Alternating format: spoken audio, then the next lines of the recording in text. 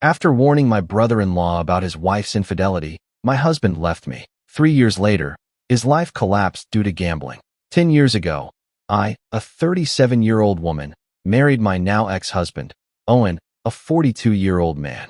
I did have some problems with his family, but overall our marriage was good. We got along well, though, because it was nothing that I couldn't ignore or endure. The members of Owen's family were quite close to one another. My former brother-in-law, Gregory, now 48, was married to his older sister, Hazel, now 46. Hazel was a stay-at-home mother to her 2 children with Gregory. Owen just showered the children with affection because they were his favorite. I really loved them, and they were excellent kids. Everything was cool between Owen and myself, since I was the fun aunt. Owen and I experienced some financial difficulties about 5 years ago. I had taken time off work to attend to my mental well-being. My last job was incredibly toxic, with demands that never stopped and no boundaries.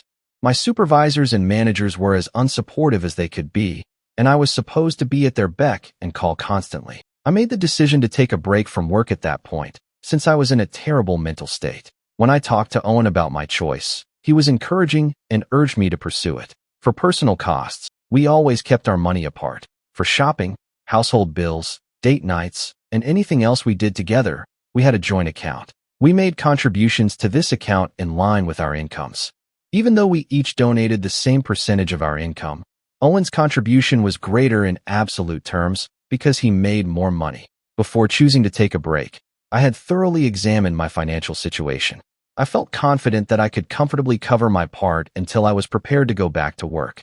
Owen even offered to pay my portion during this time, but I turned him down right away. I had enough savings to handle, and I didn't want to mess with our arrangement. We shouldn't have had the financial difficulties we did, because Owen had a lucrative position at a large corporation, but 3 months into my hiatus, Owen began acting oddly. Even when I spent my own money to buy something new or suggest ordering takeout, he would get upset with me. Only for shared expenses, and never for my own purposes, did I use some of the money from the joint account.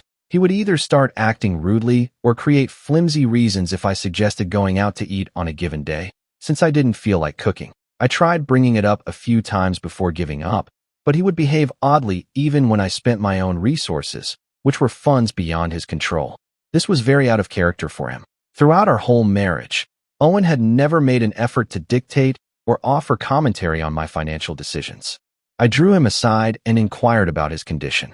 After initially attempting to dismiss it, he finally admitted that he had spent practically all of our savings on gambling. Almost nothing remained for us. He had always handled our money, and I had also put my trust in him. I had total faith in him. Therefore, I never looked at my account. At first, I assumed he was kidding because this had never happened before, but what really startled me was the intensity in his eyes. I wanted to get away from him right away. I was meant to take this time off from work to take care of my mental health because he had gambled away my entire life savings. Rather, I was now confronted with the daunting task of organizing our financial matters. Our financial condition was much worse than he had acknowledged. When I looked it over, our house was about to be repossessed, and we were literally bankrupt. I got him into treatment and began applying for jobs in a frenzy. Fortunately, I was offered a position within 3 days with great benefits. I was confident that I could gradually restore our riches and finances. There was so much to accomplish that I didn't even have time to comprehend my anger. Even though I was outraged with him for breaching my confidence, I kept asking Owen to ask Gregory for assistance during this time. Despite Gregory's money, Owen consistently turned him down. I knew I couldn't continue to sink while he allowed his ego to get in the way, even though I didn't understand his hesitancy.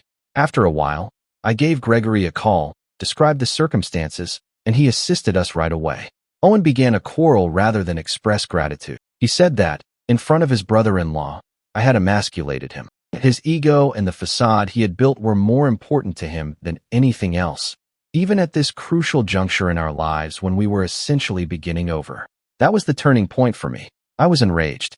Not only had he ruined his own efforts, but he had ruined mine as well. He ruined everything we had planned for our family's future. I informed him that his lack of responsibility for our family and future demonstrated emasculation. We had intended to try for a child, so this was particularly upsetting. I made it very plain that, until he changed his ways, I would not have a child with him. Instead of being appreciative that I had helped us escape the disaster he had made with Gregory's assistance, he reacted by accusing me of being a domineering wife. We put a lot of effort into rebuilding our finances over the course of the following year and a half, paying Gregory back in full. Gregory helped us get out of a predicament that had nothing to do with him, and for that I will always be thankful. But Owen was still upset that I had asked Gregory for assistance. He didn't want the family to be aware of our financial predicament. Fortunately, Gregory never told anyone, not even Hazel, about it. Although Owen and I were still at odds, I wanted our relationship to finally improve, but I lost all regard for him as a person. Once whatever happened after getting back on our feet, things started to improve. However, I observed tension between Gregory and Hazel at family get-togethers. I couldn't help but worry about Gregory in particular. I told Owen that I was worried and asked him if he had also realized anything was off, or if I was the only one. He dismissed it, claiming that nothing was wrong and that I was just overanalyzing it. But I went to Hazel's apartment 2 days later to bring some tarts for the kids, and they were a huge hit. But Hazel was acting really weirdly. She was clearly pressed for time and wanted me out of there as soon as possible. I left the home to see what she was up to, but I opted to wait in my car because I felt something wasn't right. Call me spooky or what, but I had a gut feeling that something was going on, and I needed to step in. Suddenly, I noticed a man exiting the house, and Hazel was escorting him back. I wouldn't have had any suspicions at first, but her guilty behavior increased suspicions. The man slouched and wore a cap as though he didn't want to be identified. I quickly realized she was cheating on Gregory after observing their body language, her rudeness, and lack of thanks. Horrified and sickened me. A part of me wanted to approach her right away, but I wasn't sure whether it was the appropriate thing to do and was too afraid of her response. Rather, I made the decision to head right home and inform Owen of what I had witnessed. I thought Owen would be shocked, angry, disgusted, or perhaps even incredulous. His real response was something I never would have predicted. After a few seconds of silence, Owen inquired as to whether I had discussed it with anyone else. He let out a breath of relief when I responded no, and advised me to keep what I had witnessed to myself. It would be an understatement to say I was taken aback. If he believed that I would remain silent and allow Gregory to suffer in a marriage with an unfaithful woman, I told him he was crazy. Owen proposed that they might have an open marriage and contended that we weren't certain if she was unfaithful. We both knew Gregory well enough to know that he would never consent to such a deal. I retorted. Nevertheless, Owen maintained that interfering was none of our business. I informed him that we wanted to be sure Hazel wasn't betraying Gregory, even if he had consented to something out of the ordinary. I insisted that, before we confronted Hazel, we speak with Gregory. I was aware that Hazel would immediately fabricate a falsehood to protect herself if she was involved in any questionable activities. Owen objected and made a number of reasons why we shouldn't tell Gregory. I shouldn't get involved in other people's personal issues, he remarked. He went on to say that neither of us was aware of all the specifics of their relationship. I must admit that there were times when I nearly gave in. I started to doubt myself after Owen's deceptive arguments, and I even thought about speaking with Hazel first. My logical mind, however, realized that something was off and that I had to intervene to support the man who had saved my family. Owen was playing on my emotional side, which kept dragging me in the other direction and pressuring me to believe his ridiculous defenses and explanations for Hazel's actions. I fought this internal conflict for a long time. I finally came to the conclusion that I could no longer handle it, even if it meant paying a price. I had to act morally. I told Owen about my choice. Before telling Gregory, it would be an understatement to say that he went completely insane that day. We got into the biggest fight of our lives. Simply put, he refused to listen to me. Compared to the fights we had during his whole gambling period, this one was considerably worse. He insisted that I had no right to meddle in and destroy his sister's life. I told him that I was concerned about his attitude about infidelity and his strong protection of his sister, and I wondered how he would respond if I cheated. In response, he said he didn't want anybody else to inform him of his wife's adultery. However, I didn't believe it. I couldn't get the suspicion that he was trying to justify his own actions by defending Hazel's adultery. It made me question whether Owen was being unfaithful to me. The suspicion persisted even though I had no evidence or explanation beyond his response. I drove to Gregory's house because I was determined to do the right thing. Unfortunately, Hazel wasn't there when I tried to address her with Gregory present. I described all I saw to Gregory. In front of me, He sobbed and admitted that he had suspected Hazel of being unfaithful, but lacked evidence. He didn't want to make a snap judgment and accuse her. I acknowledged that I lacked solid proof as well. She was merely agitated when I saw her, and a male left the house immediately after, although my intuition told me otherwise. I informed Gregory that it might have been a coworker, a friend, or anybody else. Our talk ended when he thanked me for telling him. There was no news for several weeks. I was engaged in a kind of cold battle with Owen. I don't believe he told Gregory or Hazel that I had found out about her affair.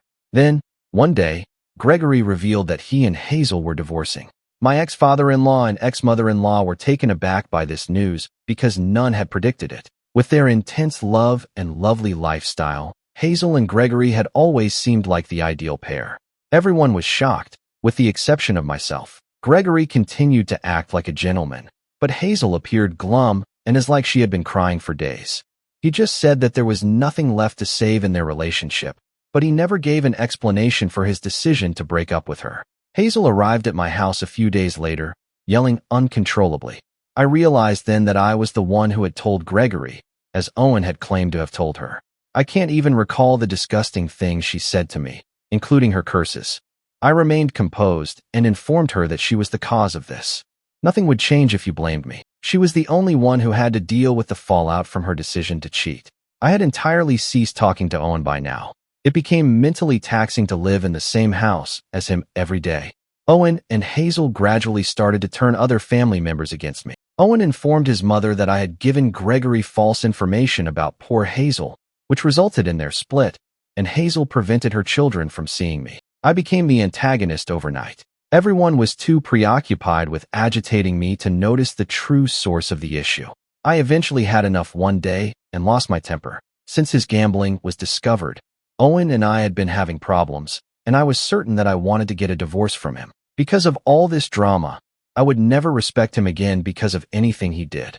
Living with a gambler and someone who could justify cheating was not anything I could imagine. His actions gave the impression that he was guilty, and I must admit that I secretly feared he was also cheating on me. I had, however, psychologically checked out of the marriage by this time. I wouldn't have cared if he had an affair. It would have only strengthened my resolve to get a divorce. I brought the family together and explained the true cause of Hazel and Gregory's divorce. I told Owen that I had caught Hazel with a stranger and that he had fiercely protected his sister when I told Gregory about the affair. Hazel and Owen started openly disparaging me, and I explained that nothing I said had convinced him to see reason. I also informed the family that I was done putting up with their terrible treatment of me during this journey. I was shocked to learn that both my ex-father-in-law and ex-mother-in-law stood up for their kids. At that point, I realized beyond a reasonable doubt that this family was wholly toxic. For the sake of my mental health, I understood that walking away was the proper thing to do. There was absolute stillness in the room as I made the public announcement that I would also be filing for divorce.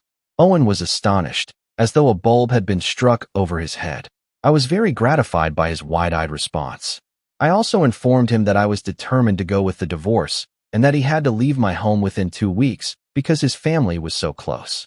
Owen's tone completely changed. He began to sincerely apologize and pleaded with me to make amends. He made an effort to change things up by planning date evenings and scheduling spa treatments, as though my problem was that I wasn't paying enough attention. He didn't realize how serious the situation was. I had to sit him down and tell him that I didn't like him as a person anymore. Thus, I was leaving him. There was nothing he could do about it, and my choice was final. It took Owen a while to come to terms with this, but he had to. After he moved out, our divorce was formalized, which coincided with the finalization of Gregory and Hazel's divorce. I sold my home in a matter of months and relocated to a different location in search of a better employment opportunity. For me, the move 3 years ago was a new beginning. I haven't communicated with any members of that family since.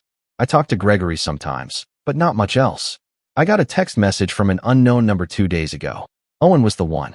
He called me and sobbed uncontrollably, telling me that letting me go was the worst thing he had ever done. He advised me to follow my gut at all times and to have battled harder to keep me. I asked him what was going on, since I didn't want to hear his apologies. It seems that Owen was originally content after being married again, this time to Hazel's friend, but Emily and his new wife had disappeared since last week. He initially called the police because he thought something horrible had happened to them. However, Owen was contacted again by the police, who informed him that Emily and his new wife were safe and specifically requested that he refrain from attempting to get in touch with them. In essence, his sister and new wife had fled with him, emptying his bank account. I hoped it was only a vacation and they would return, but if it was more than that, he was really screwed. Instead of consoling him, I had to fight the impulse to laugh in his face while he sobbed like a kid on the phone.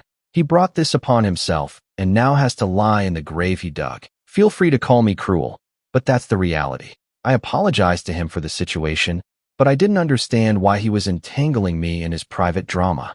After he was silent for a bit, I realized I had made the desired remark. He paused, then added he wanted my assistance in attempting to find them, since I had been the one to save him from his previous predicament. He also sought my advice on how to improve his financial situation. I informed him that I would not be assisting him this time and advised him to eat dirt.